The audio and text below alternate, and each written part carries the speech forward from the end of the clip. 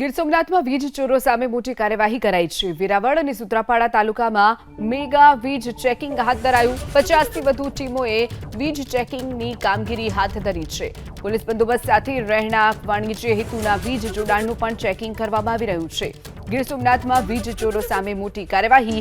વેરાવળ અને સૂત્રાપાડામાં વીજ ચેકિંગ હાથ ધરવામાં આવ્યું છે। 50થી પણ વધુ ટીમોએ આ વીજ ચેકિંગ હાથ ધર્યું છે, જેના કારણે વીજ ચોરોમાં પણ ફફડાટ જોવા મળી રહ્યો છે।